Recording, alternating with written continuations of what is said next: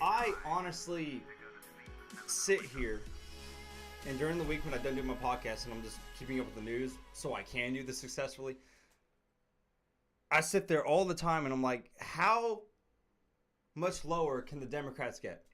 How much lower can the liberal, far left media get? How much worse are we going to, find ourselves as we crawl down the rabbit hole into this horrible, extreme bias of reporting and of journalism itself, and of how the world views this, and of how crazier, I really don't know how much worse they're gonna get, but they always seem to impress me. Not in a good way. Oh, never in a good way. But they always seem to impress me regardless of how low they go. They lowball every time. Michelle Obama. When they go low, we go high. Always, right? No, you can't believe a damn word these people say. Obama lied to us for 8 years. Chris Cuomo still lies to us. And always will. The WikiLeaks thing was notorious when he mentioned that. You can see it. You can't see it, sorry. We can. It's illegal for you to possess these. But it's okay, Well, that's what we're gonna do. We're gonna show you, but we're not gonna show you the pedophilia that happened. We're not gonna show you the hot dogs that Obama wanted. We're not gonna show you the handkerchief that someone left on the counter, which means little boy, in pedophilia, language. We're not gonna show you that. The Pizzagate narrative was a big deal, but not big enough. Something was fishy about that. I'm still not very sure. Me personally, you can think what you want. When I was in DC for the inauguration, I was somewhat tempted to check out that place and just see for myself. Now, before the inauguration happened, remember there was a shooting there. Allegedly. Apparently there were no bullets fired or anything. This guy just walked in with a gun, and it's still pretty scary. You don't want that happening. No one wants to hurt innocent people. The guy was just paranoid, wanted to see what was in there. I want to see what's in there.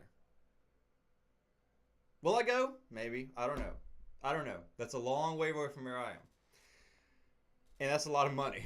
But at the same time, it's one of those things where you just want to settle it down. And if there are fishy things there, because James Alefantis' Instagram is just spooky. If you ever saw it, I think he's got it really restricted now. I don't know. You ever saw it? It's spooky, okay? And I didn't know what to think about it, but that's why I was like, that's why when I see things that I can just go to, like the pizza place, those are things that I want to check out for myself. You feel me? And I'm pretty sure a lot of people do too. I'm pretty sure there have been people there that have been in there and be like, okay, it's not that bad. And then you hear people come out and be like, whoa, there's things on the walls, it's scary, there's paintings, and it's freaky, and oh my god, and John Podesta eats here, and it's got pizza signs and little girls and things like that. It's just, it's things, it's something that I think personally, I cannot give you as a viewer and a listener my full hard opinion on it because I haven't seen it. I've seen reports on it. I've seen dozens of reports on it. Countless. That are that are for it being innocent and against it being very guilty and hiding things. Me personally, I don't know, so I can't give you a fair and balanced assessment on it. But regardless, perhaps there's something weird going on there. Now, I don't know how I got to the pedophilia, but I guess it just brings it back to this whole, the fake news that happens. How it deceives people's minds. How it's designed to be like that. And how there's only that it makes it to the point where you have to pretty much, if you've never followed politics before, and this is kind of like you're just now stepping into the pool, you're still on the first step, and there's like a 12-foot deep, and it just keeps going deeper, and it just builds up pressure. It can get really stressful really quick. But if you just watch the TV and you rely on what they tell you, then I'm sorry, you're never, ever, ever going to get the full spectrum news. Because they don't want you to go on the internet and start looking for other news sources. They don't want you to go look at Breitbart. They don't want you to go look at WorldNet Daily. Let alone Drudge, which is where they get all their news pretty much. Drudge is the biggest news site. Second biggest, according to their last scores. Second biggest news site. They don't want you looking anywhere else. CNN wants to keep your eyes locked there for the ads and for the views and for the ratings, just like they admit it. They don't care about the truth. They are the farthest thing from the truth. All they want is your damn face watching a TV. And as long as you're doing that, as long as you're making money, as long as the ads stick around, just like ads threatened to pull Sean Hannity because he was questioning Seth Rich. Nothing wrong with questioning Seth Rich because obviously it was spiked, something went wrong. And he was clearly the DNC leaker for WikiLeaks. Let's just get that out there. Of course, Julian Assange was going to put out that award if he wasn't. Why would Julian Assange waste his time and money for someone that didn't work for him? One, I understand he's a good journalist. But still, nonetheless. And then you have huge, mega companies and mega, online search giants like Google. Now, this is coming out of Breitbart News. Earlier, I saw this. Google fined for a record 2.4 billion euros, which is basically $2.7 billion, in EU antitrust case. Now, Google has had this. Okay, let me backtrack. When I saw this, I kind of had to reread it a few times. I had to look at like a few different sources, and I came across Breitbart's. And that one really clarified for me. I was like, all right, because the EU is manipulative. Also, it's unelected, a big giant government. Juncker is unelected. He's got a big history in World War II and the Nazis and Luxembourg, all that stuff. Not a good guy. Okay, let's just say that. A total New World Order shill. And then I saw this, and the EU is pretty much going after Google because they're manipulating their search results. Now, Google's been doing this for a long time.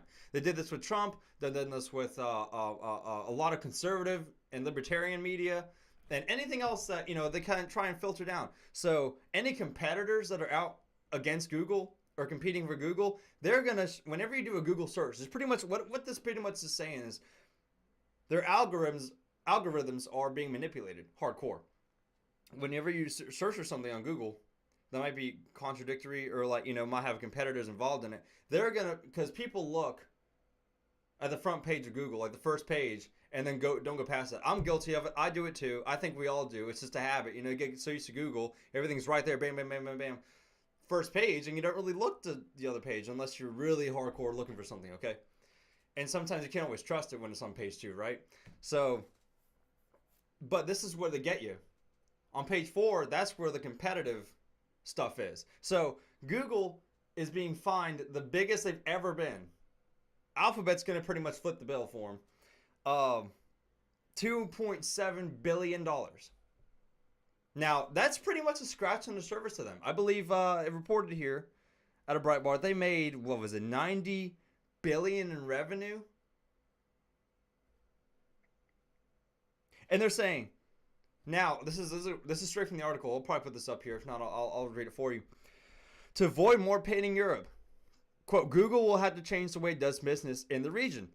It has 90 days to stop favoring its own links to online shopping or face more fines up to 5% of the average daily worldwide revenue of parent company Alphabet. Alphabet owns Google. So if they don't stop, it's pretty much added 5% to their revenue. You're going to have to keep paying, building fines. So they have 90 days to do this. They have 3 months to do this. What will happen? I don't know. Money is pressurable, but Google is a huge monopolistic company, just like Amazon, and Amazon just bought Whole Foods. The Amazon is huge. Amazon is swallowing up the entire free market, okay? I get books on Amazon. I'm not going to lie, all right? I buy my books on Amazon just because, I know they're total, elitist crowd, Jeff Bezos crap, but at the same time, that's the best place to get it. Some libraries don't carry the books you want, and I just go on Amazon and look it up. So I'm guilty.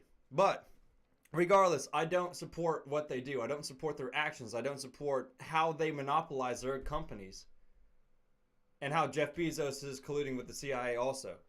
I do not like that whatsoever. They're too big. I think Trump should try and break them up somehow. They're swallowing mega companies like Whole Foods. Okay, that's getting really dangerous, and that's really monopolizing the market. They'll freaking outbuy Walmart, and Walmart monopolize little towns. You get small towns with little mom and pop shops and stuff. They're making good money. All of a sudden, bam, slamming a Walmart, and they're swallowing the market. Finished, done. Everyone goes to Walmart. People forget about the mom and pop shops. You really have to try to stay in business. I've watched it happen myself. I've watched places go out of business because of big mega companies swallowing customers. It's sad. And it's wrong. Founding fathers didn't want monopoly. Founding fathers didn't want a central bank. And guess what? We got both of those. Those are probably the two biggest problems. And we got elitist buttheads running everything. From the Federal Reserve down to Walmart. I don't get it. And then people bitch at Trump about what his policies and stuff. And about trying to bring jobs back. I didn't even print this out. I didn't even print this one out. Yesterday, there was an article at a CNBC, I believe, money. BMW, their biggest plant is in Spartanburg, South Carolina. They are saying that they're going to invest, I forgot how many millions of dollars or something. I'm not going to give you a number. I don't want to be wrong. Go look it up. It's a CNBC article. And they're going to, I remember this. They're going to hire 1,000 more employees for the factory in Spartanburg. It's their final factory, where they actually assemble the cars and roll out everything. They're gonna, and that's incredible. And they're saying, "Oh no, it's not Trump." Yeah, it is. Yeah, it is. It's the tax breaks he's promising. It's the health care that he's promising, which is honestly kind of flip flopping right now. I'm not really too sure what to think about that. I personally don't like the bill, what it's come out with. I've already covered it before. Now it went to the House. It came out all right. Now the Senate's going through. We also have Rand Paul not liking it, and a lot of hardline conservatives and people from the Freedom Caucus not really for it. So that's a big deal too. That's being watched right now, and they're going to wait till now, after July 4th, after the recess is over, to determine what to do with that bill. So we'll see. We'll see what happens with the healthcare bill. But I watched testimony today on people just pretty much crying about how they can't afford their health insurance. And Obamacare was a big lie. It wasn't about how much you can afford. It's about coverage, right? That's what Obama was all about. You can't keep your doctor. You can't keep your insurance. No, they lied to you. So that's what we got for the past 8 years. Now we're trying to fix it. Now it's a hellhole because the Republicans are not really for Trump because they're all neocons in the end. And the good ones are being hardlined while they are hardlining the bill. I don't know. It's a big debate on Capitol Hill, and we'll see where that goes. I'm not too sure. But regardless, we have mega companies swallowing everything on the market. And we don't need that. We don't need that. America wasn't founded on mega companies. Or like a central bank, just like I said. 1913 was a horrible mistake. The NSA being created was a horrible mistake. The CIA having so much power was a horrible mistake. In the late 50s, early 60s. And I don't know how much worse it can get. Like I said, the Democrats never fail to surprise me. But this Project Veritas video is the biggest news right now. And I don't see how CNN's going to keep lasting. I think the Democratic Party, eventually, if they don't, I'll be shocked. Have a breakaway kind of style. And they might form their own kind of jazz thing where, I mean, even Bernie Sanders' party was more successful. Now he's under investigation by the FBI for money laundering fraud. Him and his wife. Oh, come on, give me a break. Bernie Sanders was the biggest joke we've ever seen. Next to Clinton, they're both just as crooked. But you know what? The elitists didn't want Bernie Sanders coming in because he was anti-establishment sort of in a weird way. But he was a socialist nonetheless, and it still would have been horrific for America. That's the last thing we need. Stay right there. I'll be right back on Justin Comer Show.